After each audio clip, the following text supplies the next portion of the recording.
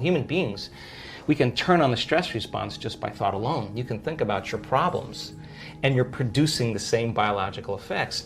So those chemicals give the brain and body a rush of energy, and people become addicted to that rush of energy. So now they use the problems and conditions in their life to reaffirm their addiction to that emotion. They need the bad job. They need the poor relationship. So that means they become addicted to the life that they don't even like.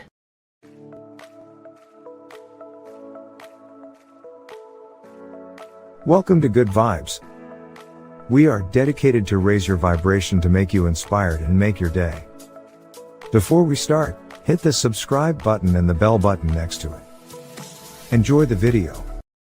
If you get angry at a coworker and all of a sudden you get an arousal in your brain and body, right? You get a rush of energy. When you start noticing that your body starts dropping, your brain starts noticing your energy starts dropping, you're automatically going to have the image of the coworker in order to what? Give your body the next jolt, jolt, right? So all of a sudden people become addicted to their own thoughts, right? So these people realize that, oh my God, I've been mismanaging my attention and energy, and I gotta get beyond my past. I got to get beyond these emotions. I got to make some big changes. I got to break the habit of being myself. You know, I got to stop being this person. Now, that sounds really good theoretically and philosophically, but change is such a hard thing, really hard. Right? Because the moment you come back to your senses and you step back into your life and you see that person, or you go to that place, or you're with that experience, so many people are unconsciously reacting in their thoughts and feelings to everything in their environment. So now their environment is controlling how they think and feel. So they realize that in order to change, you got to change the environment. They got to be greater than their environment, greater than the conditions in the world. Because the moment you start reacting emotionally, emotions are a record of the past. And if those emotions are driving your thoughts, you're thinking in the past. And if you can't think greater than how you feel, and you believe your thoughts have something to do with your destiny, you're creating more of your past, right? So it turns out that the repetition of thinking and feeling and feeling and thinking, these loops that people get caught in, condition their body to subconsciously become the mind of that emotion. Which means now their body, as their unconscious mind, is believing they're living in the same past experience 24 hours a day, 7 days a week, 365 days a year. What's the relevance behind that? Well, the latest research on genes says genes don't create disease. It's the environment that signals the gene that creates disease. The emotional environment or the physical environment? Your environment, any environmental reaction. But if you're reacting emotionally to your environment the same way, you're signaling the same gene in the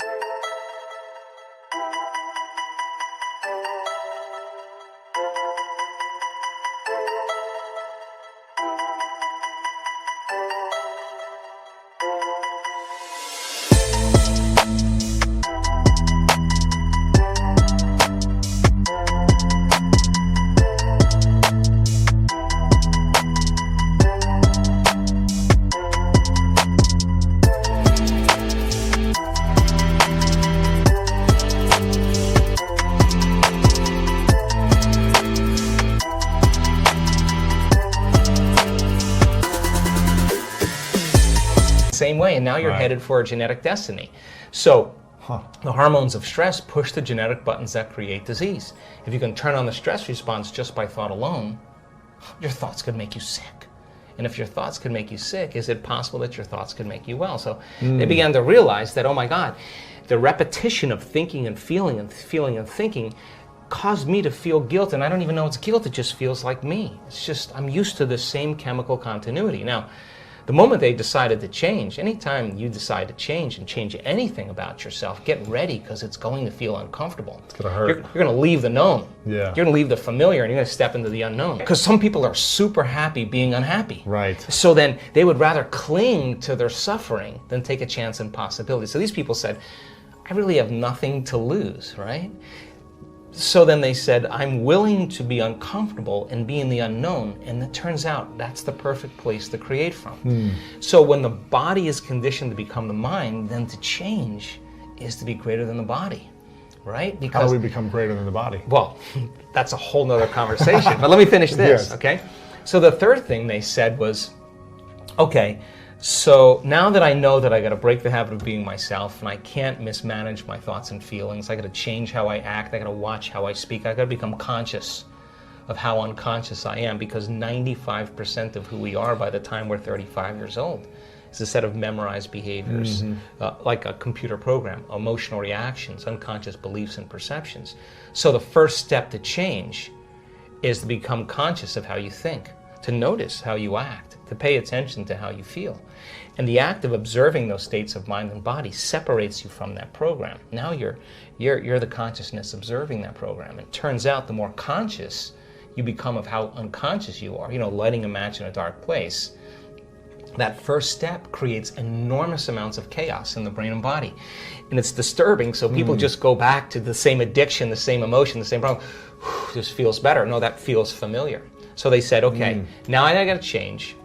I got to reinvent myself. Now this is really important because they started sitting down and thinking, okay, who in history do I admire? Who are great people, role models that I could follow? What are the qualities and characteristics that they have? How am I going to change? These are what we call frontal lobe questions. The creative center of the brain switches on and the emotional center settles down. So then they started thinking, how would I have to be in a new life if I was really going to heal? What would I have to change about myself? Now, there's this interesting phenomenon that if you close your eyes and you begin to think about doing something, you're an athlete, you understand this. If you're a background in football and you are running a pattern or you are doing something, you would rehearse it in your mind. Yeah. Turns out that the act of mentally rehearsing something when you're truly present, your brain does not know the difference between what's going on out there and what's going on in here. In fact, your brain will begin to look like you've been doing it for the last 5 days and you've never run the course. So now your brain is no longer a record of the past, because typically it is. Now it's a map to the future. So now you're priming your brain.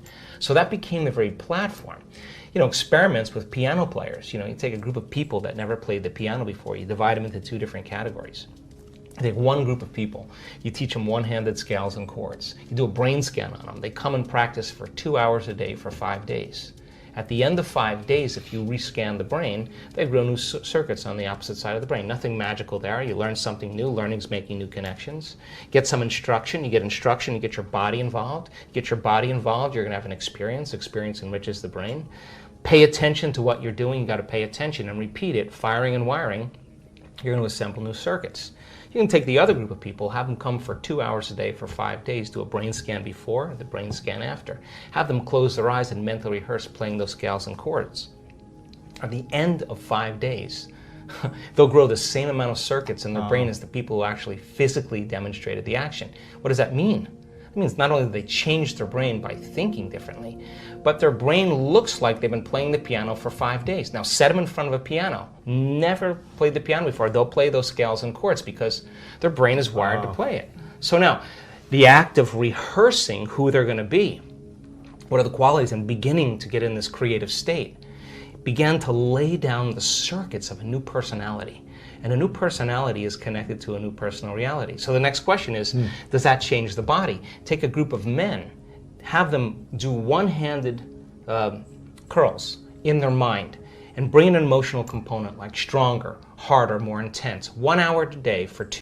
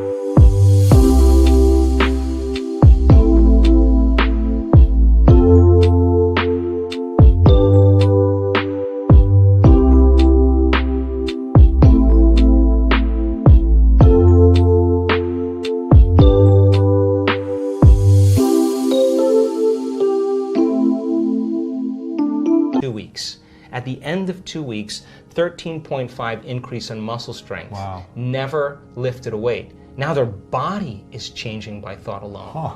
So these people began to reprogram their brain and body. And all of a sudden, they began to act differently. Why? Because they installed the circuits. They began to think differently, of course. They began to feel differently.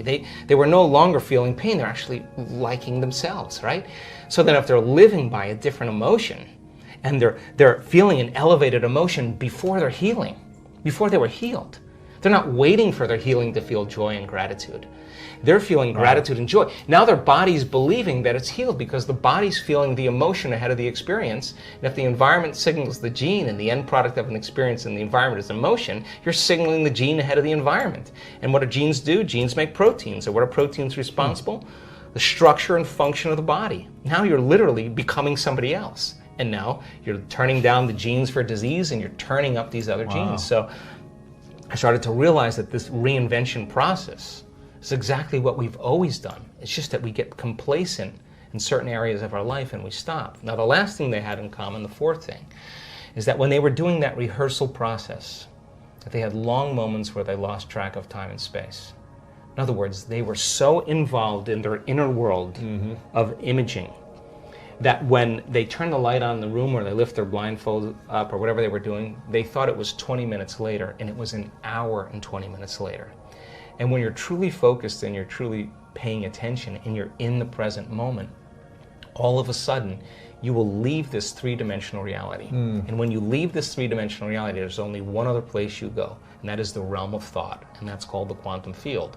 And that quantum field is where all possibilities exist, right? So they were connecting to a field of information that had everything to do with the first principle, which is that invisible intelligence that's both within us and all around us, personal and universal. It is the unifying field that governs everything material in this world. And if you're going to change something material, that means you got to get beyond your body to heal your body. Right. Because if you're your body trying to heal your body, there's one thing that we can guarantee: it's going to take time. It's going to just take a long time because you're playing by the rules of Newtonian physics. You play by the rules of quantum physics. Energy dictates matter. So when you're truly in the field and you're making changes there, then the downward cascade, neurologically, biologically, chemically, hormonally, genetically, is the side effect of what's happening in the field. It accelerates. It accelerates it, exactly. So you do it in less time because you're more connected to a realm that doesn't play by time. It just requires getting still, closing your eyes, putting your attention on your heart, changing your breath so that you move into the present moment. And when you slow your breathing down, you slow your brainwaves down. When you slow your brainwaves down, now you're accessing your autonomic nervous system. So then you train a person how to open their heart and feel an elevated emotion. And it takes a little practice. And just like a flower that takes time to bloom, it takes a little bit of time. But if you work in trading the resentment, the frustration, or the impatience for gratitude, appreciation, and thankfulness, and you keep at it, there'll come a moment where that system switches on, and now you're feeling grateful for no reason at all. Right. That's not a bad thing. You'll accept, believe, and surrender to the thoughts equal to the emotional state of gratitude. If you're living in resentment, you're living in fear, you're living in impatience, you could say, I'm healthy, I'm healthy, I'm healthy, I'm wealthy, I'm wealthy, and with all you want, and that thought's going to stop right at the brainstem and never make its way to the body because the body is not feeling, or because why? Because you're feeling resentment, and that thought is not consistent with the emotion of resentment. Resentment has a different set of thoughts, right? In other words, once you start opening your heart, it begins to move into coherence. It begins to produce a measurable magnetic field up to 3 meters wide. Now that's frequency, that's energy. And all that energy, that frequency, carries information, carries an intent. So then when you're feeling gratitude and your heart is open, you're broadcasting energy into the field. A frequency. A frequency. You lay the intent of the thought of your health or your wealth. That frequency can carry the thought of your wealth. It can carry the thought of your health. I really hope you loved this video and it was helpful. So please help me make it more popular by giving your thumbs up, commenting it, and sharing on the social networks with your friends.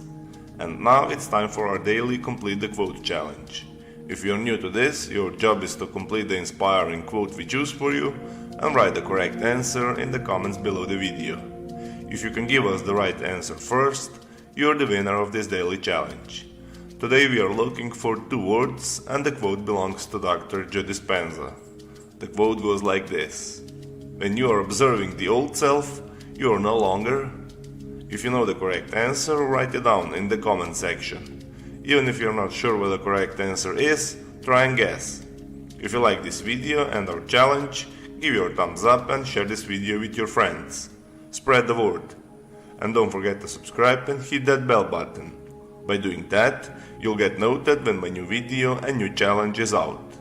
If you really like what we do here and want to support us, you can join our channel and our community for a symbolic fee and gain many other additional features. You can do that by clicking the join button next to the subscribe button, or you can click on the link in the description of this video. Stay good and have a great day.